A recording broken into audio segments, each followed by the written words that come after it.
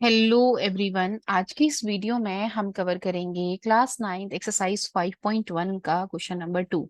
तो जल्दी से देखते हैं और देखते हैं कि किस तरीके से हम इस क्वेश्चन को सॉल्व कर सकते हैं और क्या इसमें गिवन है। एक्चुअल में क्वेश्चन डेफिनेशंस पे बेस्ड है। देखिए यहाँ पर हमें कुछ डेफिनेशन दी गई हैं। Parallel lines, perpendicular lines, line segment, radius of circle and square की डेफिनेशंस को हमें टर्म्स को एक्सप्लेन करना है। वैसे हम सब बच्चों ने पढ़ी हुई होगी, आप सब लोगों ने, लेकिन फिर भी हम यहाँ पर डिस्क्राइब करते हैं। मैंने ऑलरेडी यहाँ पर क्या लिख दी है, डेफिनेशंस लिख दी हैं। देखिए पैरेलल लाइंस की डेफिनेशन क्या होती है। जब कभी भी दो लाइंस हैं, जैसे मान लीजिए एक लाइन ए बी है, एक लाइन हमारी बी सी है, एक लाइन ए बी और एक लाइन हमारी सी डी है। अगर इनके हर पॉइंट की, मान लीजिए ये पॉइंट और ये पॉइंट, इधर से ये दोनों पॉइंट, किसी भी दो पॉइंट को ले लें, मतलब एक पॉइंट ए बी पर होना चाहिए, एक पॉइंट सी डी पर होना चाहिए, एक पॉइंट ए बी पर, एक पॉइंट सी डी पर, एक पॉइंट ए बी पर, एक पॉइंट सी डी पर। अगर हम इन पॉइंट्स को मिलाएं, इन पॉइंट्स को मिलाएं और हमेशा इक्वल डिस्टेंस पर ये पॉइंट लाई करते हैं। जैसे मान लीजिए इनके बीच की डिस्टेंस अगर यहाँ पर भी 3 आ रही है, यहाँ पर भी 3 आ रही है, और किसी भी पॉइंट को मिलाने पर क्या आ रही है, 3 आ रही है, तो क्या होगा, ये लाइंस जो होंगी वो पैरेलल लाइंस होंगी। कैसी होंगी, पैरेलल लाइंस होंगी। और पैरेलल लाइंस कभी भी, हम कितना भी इनको आगे तक बढ़ा लें, हमेशा कभी भी ये इंटरसेक्ट नहीं कर सकती। आप खुद सोचिए, हर पॉइंट पे जब डिस्टेंस सेम रहनी है, 3 रहनी है, तो कैसे जो होगी वो इंटरसेक्ट करेगी। हर पॉइंट पे ही डिस्टेंस सेम है, ना कहीं कम हो रही है ना कहीं ज्यादा हो रही है।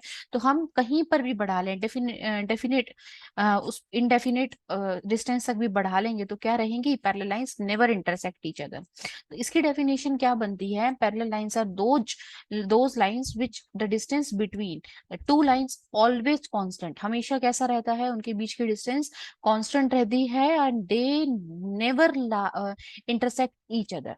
वो कभी भी एक दूसरे को इंटरसेक्ट नहीं करती। ठीक है। अब आते हैं हम अपनी दूसरी टर्म पे, परपेंडिकुलर डिस्टेंस पे। तो परपेंडिकुलर डिस्टेंस क्या है हमारी, perpendicular distance, perpendicular line, sorry, दो लाइंस, एक ऐसी लाइन जो एक दूसरे को 90 डिग्री पर कट करे। जैसे ये भी 90, ये भी 90, ये भी 90। वो लाइन जो एक दूसरे को 90 डिग्री पर कट करें, उन्हें हम क्या बोलते हैं, परपेंडिकुलर लाइंस बोलते हैं। क्या बोलते हैं, परपेंडिकुलर लाइंस। ठीक है। फिर आते हैं हम लाइन सेगमेंट पे। लाइन सेगमेंट क्या होता है, देखिए लाइन सेगमेंट है किसी भी एक पॉइंट को अगर हम दूसरे पॉइंट से स्ट्रेटली मिला दें, तो ये हमारा लाइन सेगमेंट है। ठीक है। अब आप कहेंगे लाइन और लाइन सेगमेंट में डिफरेंस क्या होता है। देखिए लाइन क्या होती है, लाइन को हम इनफाइनाइट किसी भी डायरेक्शन में कितना भी बढ़ा सकते हैं। हम चाहे राइट से कितना भी इसको खींच के बढ़ा दें, लेफ्ट से कितना भी खींच के बढ़ा दें, बट लाइन सेगमेंट में ऐसा नहीं होता। लाइन सेगमेंट दो पॉइंट्स के बीच की डिस्टेंस होती है और इसकी एक फिक्स मेजरमेंट होती है।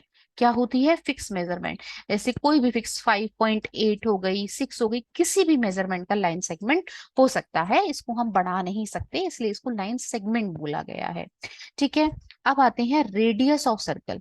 तो रेडियस ऑफ सर्कल क्या होती है हमारी, देखिए जैसे एक सर्कल है, तो सर्कल का जो सेंटर होता है, इस सेंटर से सरकमफेरेंस के किसी भी पॉइंट पे, जैसे एक पॉइंट हमने ये ले लिया, ये भी रेडियस, एक पॉइंट ये ले लिया, ये भी रेडियस, कोई भी आप पॉइंट पे मिलाइए, है ना, किसी भी पॉइंट को मिलाइए, ये सारे के सारे जो हैं ये रेडियस ऑफ द सर्कल है।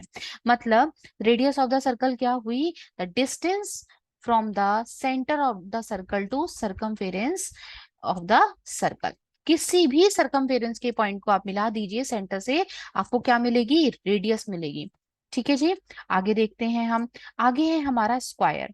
अब स्क्वायर में क्या है हमारे, स्क्वायर क्या होता है, क्वाड्रिलेटरल होता है। क्वाड्रिलेटरल का मतलब होता है एक ऐसी शेप जिसकी 4 साइड्स हो, कितनी साइड्स हो, 4 साइड्स हो। तो स्क्वायर क्वाड्रिलेटरल होता है ऑफ इक्वल लेंथ। स्क्वायर की चारों साइड बराबर होती हैं। कैसी होती हैं, इक्वल होती हैं। अगर ये 5 है तो ये भी 5 है, ये भी 5 है, ये भी 5 है, ये अगर 6 है तो ये भी 6 6 6।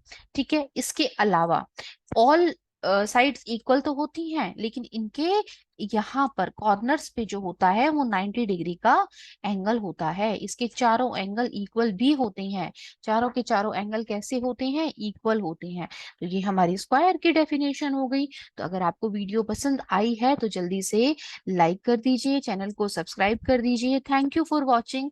मिलते हैं अपनी नेक्स्ट वीडियो।